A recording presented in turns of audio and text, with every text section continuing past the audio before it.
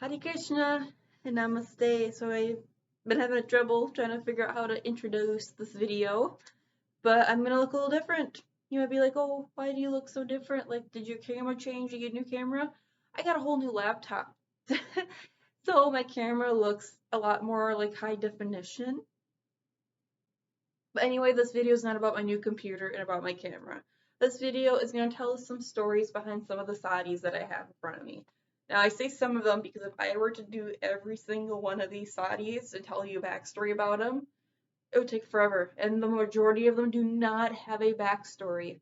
I have sarees, I have lenghas, I have salwars, I have lenghas, I have gopi skirts, I have outfits that are too small for me that I should probably get rid of, but I don't want to get rid of them because I like them so much and I'll figure out what to do with them later. And then this other closet over here that's closed, that is simply just my Western clothes, like the things I have to wear for teaching, the things I wear to school every day, because I would not get a positive, probably reaction out of most of the public if I wore a sari to university every day. In fact, I think it would be quite negative because people are more used to seeing the most common jeans and a t-shirt. That's all in that closet, which is not very many. Like it's really pretty empty. It mostly is used for hamster bedding storage, like the bedding that's used in my hamster cages, and maybe some like extra wheels and some extra food for them. But there's like nothing like groundbreaking in that closet, so I shut it. I mostly keep it shut because it makes my room look nicer because there's just a lot of stuff in there that it's just messy. But this is my good closet. I will start with this sari. Now, this is one of my favorite like everyday saris. It's just a polka dot. It's a very light. I think it's like a chiffon fabric, and that's something that annoys a lot of people about my closet of Indian clothes. I'm not good with fabric names. I'm getting better, but I'm not good with what the fabric is. The one thing that I can tell you is that I'm not picky about my fabrics. I like a wide variety of all fabrics. There's some fabrics that I now know that I do not like. Like I do not like velvet very much. I don't like the feeling of velvet on my skin. It feels way too heavy. Um, there's some embroidery that I do not care for, but my main thing is when I pick out a sari, I pick out a sari because of the color, how it looks, how it makes me feel when I wear it, and how what event I would wear it to. So I just don't buy saris randomly. Like, oh, it's a nice Tuesday, I'm gonna go buy a sari. No, I always try to be like, okay, this event's coming up, this event's coming up. I don't just randomly start hoarding saris. Like this has been a collection that I have been working on for the past like 4 years. Granted, I already have 50 saris within those 4 years. I think I counted like 50. So yeah, I'm just gonna go over like the basic saris, the ones that I really, really like, and the story behind them, because a lot of my saris have a unique story behind them. And this is one of the first saris that was gived, gifted to me, gived, gave, given to me. This is just a really light chiffon sari. My dear sister was getting rid of a lot of her saris, and she had this, and she's like, I'm just gonna get rid of it. I don't know what I'm gonna do with it. I just want to get rid of it. And so I'm like, I'll take it. It's my favorite everyday sari. There is some like loose strings on the end, but then again, I use this as an everyday sari. Like if I'm just chilling around the house, I put this sari on. I'm going to lift up the screen a little bit so you can see me just a tad bit better. So I'm going to start off with this sari because this is one of my first saris. The very first sari that I got, I was home and I was washing it because I washed my saris, a lot of them, and I did not realize that somebody changed the settings on the washing machine, and so it was a net sari, kind of like this one, but with a heavier border, and it got completely ruined. It shrunk. The border was ripping off it because somebody turned it from like delicate or hand wash to heavy duty, and it just got completely ruined. But this is my second sari I ever bought. In fact, I think I have video of me wearing my old sari. It's a yellow sari with a really heavy border. But this is the second sari I ever got. I got this for a baby shower. Another dear sister, not the same one I was talking about, who gave me this one, but one of my older, I call her Dee Dee. Dee Dee had a baby shower, and I needed something blue because she was having a baby boy. And so I picked out this beautiful sari. Now, backstory, this came with two blouses. One was this one, which is a 32, and the other one is like a 44 size. I didn't know how to sew. I think I threw that one out or I gave it to my sister or something because I am very small chested. There's no way a 44 blouse would ever fit me. And now I wish I kept it because I probably could have sewn it to this size, but you know, sometimes things happen for a reason.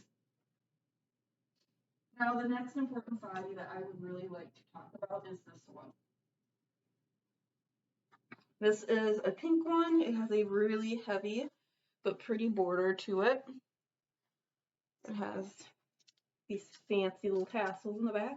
Now, this sari is really special to me. This was the first sari that my mom ever gifted me. She gifted this to me for my 21st birthday.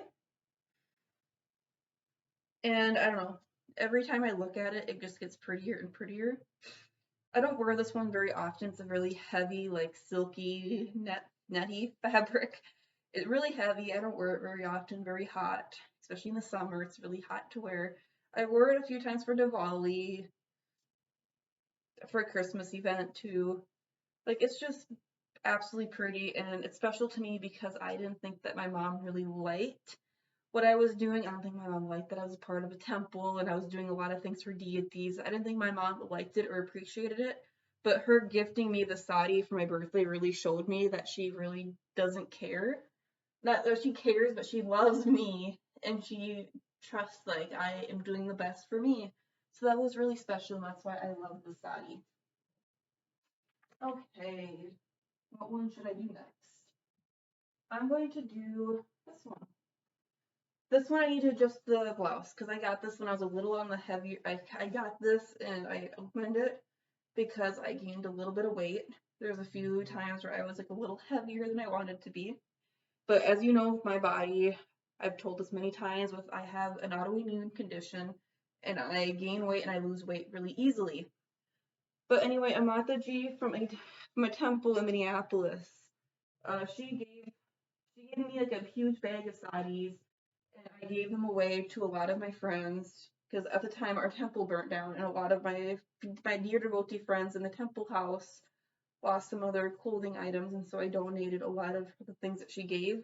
But I kept this one just because I thought this pattern was really unique. And nobody really wanted this one. I'm not entirely sure why. But yeah, this is the one I kept. I kind of kept because it's either me take it or figure out who else would want it. And I thought, you know, I would just keep this one since nobody else really wanted it. This is another good one. I got this one for my dear sister's baby shower, another baby shower.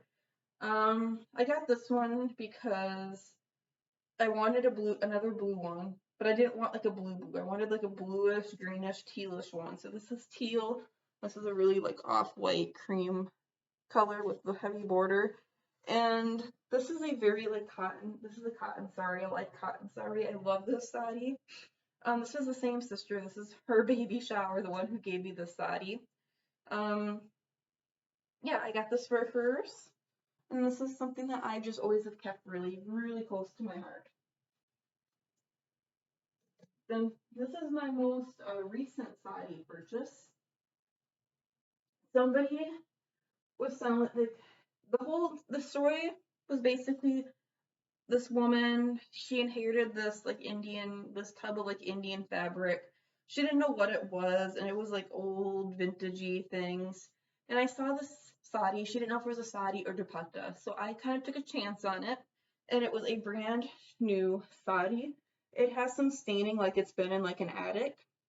Like there's like some spots on there, like it's been in an attic, but it was like brand new. It even had a tag inside of it still. Um, I'm not sure exactly what era this is from. I do know that it's very old. I'm guessing like 70s, 80s, just from this work. But yeah, some older relative went to India way in the past and bought a bunch of these things.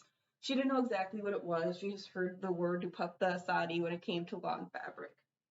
So that's that one. And then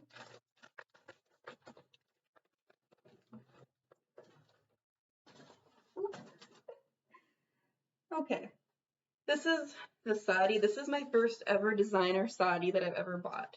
I bought this for my sister, the one who bought me the sari. The, the sister had a wedding, and I bought this for her reception. It was my first ever designer sari. I spent a lot of money on this sari. This was like this was listed at for 140 US dollars. It's really heavy, but I ended up getting it on sale for 70. It's really heavy. To me, it's really special because it's the first like really big purchase I've ever made with clothing besides like my prom dresses. And even my prom dresses, like my parents paid, parents pay normally for like prom and wedding dresses here in the US. So yeah, this is my big purchase. And I'm pretty proud of this purchase actually. It's not I'm thinking about reusing it probably for like my holiday ceremony when I get married, because I do plan to get married in the next few years. Oh, here's the lenga. I will do a few more. I'm gonna do this one next. Yes, all of these also in here are also sarees. Two girls. I consider them really close sisters today. There are these two women from Nepal. They are like they're also my spiritual sisters. They left, and it was like, I don't know if it was like the height of COVID or what happened, but I could not go and say goodbye to them. And so they left me behind this beautiful sari. It's a net designer sari. And I keep it folded up because if I keep it on a hanger, what happens is the beads get caught on my other sari. So I always like fold it up like really carefully. Of course, now it's gonna start falling apart. I had it folded up so nice. And I keep it folded up and I keep it in that because I don't want anything to wreck it.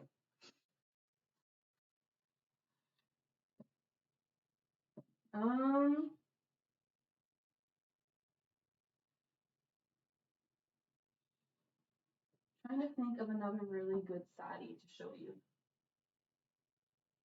Here. This will be the last sari to show you of the day. Hopefully these all don't come out. So this is a very simple sari, and it's kind of a little wrinkled, but this was my first trip that I ever took really by bus. I took a trip with the Mataji, my sister, who gave me the sari to become initiated in her temple. She went to go get initiated, and they had a gift shop there. And this gift shop had this beautiful cotton sari. It's very simple, and I got it for the sole fact because it was simple and it was just a cotton sari to wear around the house. And yeah, it fits super nice. It needs to be ironed, of course. All of my saris, all of my ethnic clothes do need to be ironed. So that is the last sari of the day. I do have a few suits and a few lenghas that I wish to show you. And then I better call it quits, otherwise this video is going to get very, very, very, very, very long. So for our lenghas, oopsie, I'm going to have to refold that yellow designer sari. I'm just actually just going to take it down. Oh, actually I have one more sari to show you. This is my favorite sari. My favorite of all time. I love this yellow sari. It's a lemon colored sari. My dear sister, my roommate sister, her mother gave this to me, and this is absolutely my favorite sari. I think it looks gorgeous on me. I think the color is just so pretty. If I could wear this every day, I would. But this is like my favorite. of all time sari, and I try to only wear it for very special occasions, even though it's really light work, because it's so pretty and I never want to get anything spilt on this. This is the one sari that I will actually kind of like lose my mind if anything happened to it. I know it's very materialistic for me to say. Here's this lenga. My favorite lenga. And I do want to say that I am just beginning really to learn how to fold saris correctly. And so things are just a little crazy in there. So yeah, I'm sorry. I apologize if you don't think I'm folding them right. But here is my lenga, my favorite lenga. My dear sister gave this to me. The one who, of course, gave me this sari. She gave this to me after she got married because there's very few things that she could, take in her suitcase after she got married. And she gave this to me. And this lenga means so much to me. This lenga and that lemon sari, I would absolutely cry if anything happened to them because they are my favorites. And I hope to pass these on to my children. And so I would really want my kids to have some favorites of their mother. So yeah. I'm just sounding very materialistic today. That's what I'm sounding like. But again, I am very much a collector of saris and suits.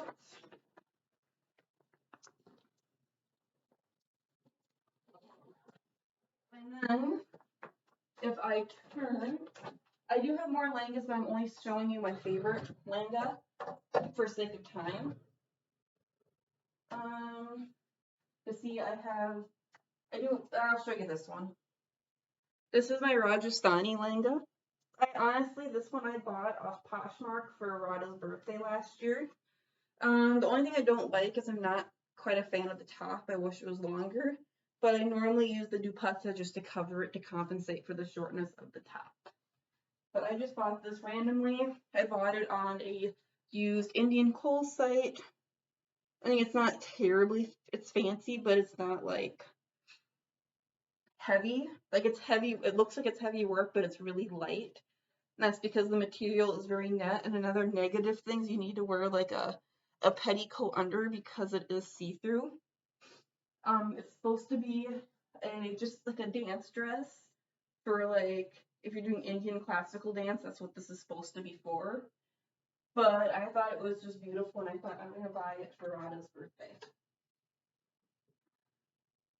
My favorite suit. This one is my favorite suit and I've not even worn it yet. I just have never seen a suit with like this sort of detailing. This was another thing that I had bought from that used Indian clothing store and it still has the tag on it. I'm gonna save it, I think, for Diwali of this year. It's a size large, so I might have to get it tailored in to fit me a little better.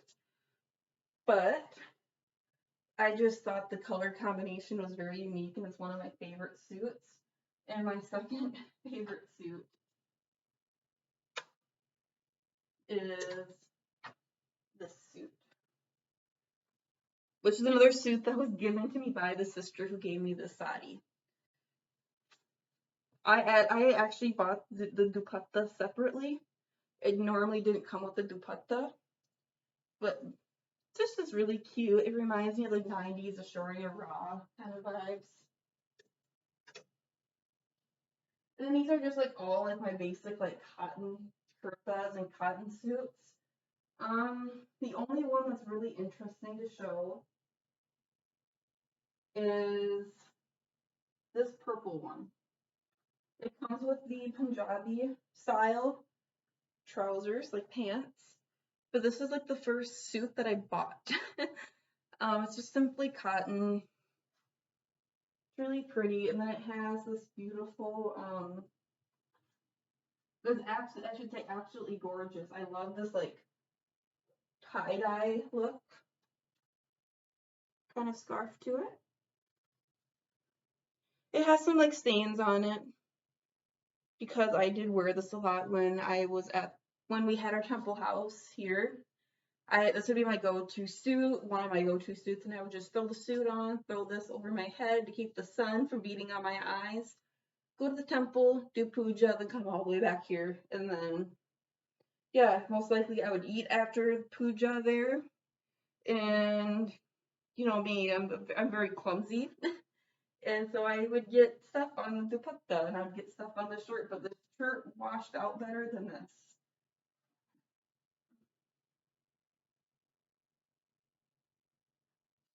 So those are like my main things.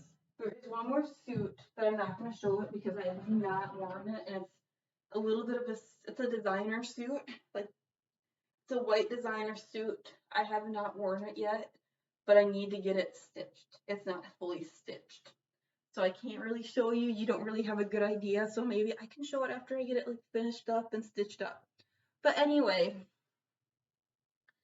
that is my Indian clothes. Like my Indian clothes that are extremely, extremely special to me.